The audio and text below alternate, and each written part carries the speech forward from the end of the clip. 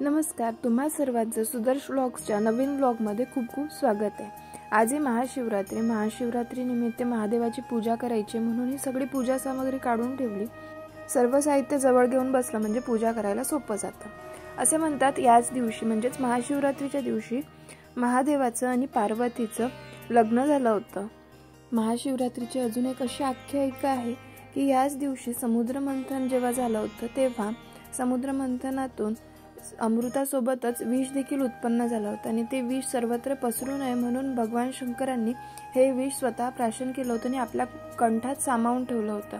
त्यामुळे महादेवांच्या शरीराची हीट म्हणजेच तापमान खूप जास्त वाढलं होतं आणि ते तापमान कमी करण्यासाठी सर्व देवांनी मिळून महादेवावर जलाभिषेक केला होता, ज्यामुळे महादेवाच्या शरीराचं तापमान कमी झालं आणि त्यांना त्या विषाच्या दाहापासून शांतता मिळाली। तेव्हापासून महादेवांना जलाभिषेक अतिप्रिय आहे म्हणून या दिवशीपासूनच आपण जलाभिषेक महादेवावर करतो। जलाभिषेक म्हणजेच की महादेवावर आपण गळती लावतो जेणेकरून महादेवाच्या पिंडीवर सतत थेंब थेंब थेंब थेंब पाणी पडत राहून महादेवाला त्या थंड पाण्याने त्यांच्या शरीराचा दाह कमी होऊन त्यांना शांती मिळते, अशी आख्यायिका। पूजा आटोपली आणि नंतर शिवलीला अमृताचं पारायण केलं। घरचं सर्व आटपून आम्ही गाडी काढली आणि निघालो दुपेश्वरला। अलकापूरपासून 20 किलोमीटर अंतरावर पूर्णा नदीच्या तीरावर महादेवाचं सुप्रसिद्ध निसर्गरम्य असं प्राचीन शिवमंदिर आहे। पार्किंगमध्ये गाडी लावली आणि मंदिराकडे निघालो। सर्वात पहिले पूर्णा नदीचं दर्शन घेतलं। नदीच्या काठावर काही शिवलिंग होते, तिथे काही बायका ओल्या अंगाने पूजा करत होत्या। तिथून मंदिराकडे निघालो। मंदिर परिसराला यात्रेचं स्वरूप आले। महाशिवरात्री आणि श्रावण सोमवारी बरेच लोक इथे दर्शनाला येतात आणि बरीच गर्दी असलेला आकाश दिवा। आजही मंदिरात भरपूर गर्दी होती, हे बघूच शकता।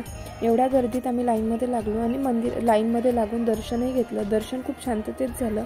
गर्दीमुळे मंदिरातला व्हिडिओ शूट करता आला नाही, पण आम्ही लास्ट टाइम गेलो होतो तेव्हा एक फोटो काढलेला, तेही शिवलिंग। असं म्हणतात प्रभू रामचंद्र जेव्हा वनवासात होते तेव्हा त्यांनी या शिवलिंगाची इथे स्थापना केली। मंदिराच्या गर्भगृहाबाहेर अजून एक हा नंदी आहे। इथे बरेच जण दर्शन घेतात। आम्ही दर्शन घेऊन बाहेर आलो तर भरपूर गर्दी वाढत होती। मंदिराला 2 प्रवेशद्वार आहेत, एक जिथून आपण दर्शनासाठी आत गेलो ते आणि हे दुसरं। मंदिर परिसर तसा भरपूर मोठा आहे आणि मंदिर परिसरात एक भक्तनिवास देखील आहे। या भक्तनिवासात आपण कधीही गेलो तरी आपल्या जेवणाची सोय आणि राहण्याची सोय एकदम उत्तमरित्या होते। मंदिराच्या जवळच नदी क्रॉस करण्यासाठी एक पूल बांधलेला आहे, ज्याच्यावरून आपण नदीचे एकदम भव्य असं स्वरूप पाहू शकतो। आजही मार्च महिना सुरू होतोय आता, तरी नदीत भरपूर पाणी आहे। या नदीला 12ही महिने असंच भरपूर पाणी असतं आणि इथे बरेच जण अस्थि विसर्जनसाठी वगैरे जातात। हा आमचा एक फोटो। दुपारी फराळाला उसळ, चिप्स, पापड, दही आणि ताक केलं होतं। रात्री राजगिऱ्याचा शिरा, उपवासाच्या भाजणीच्या पराठा आणि शेंगदाण्याची चटणी खाऊन असा संपवला महाशिवरात्रीचा दिवस। भेटूया नेक्स्ट व्हिडिओमध्ये। व्हिडिओ कसा वाटला कमेंट करून सांगा। आवडला असेल तर लाईक आणि शेअर करा आणि बेल आयकॉनवर क्लिक करून चॅनलला सबस्क्राईब करा। थँक्यू।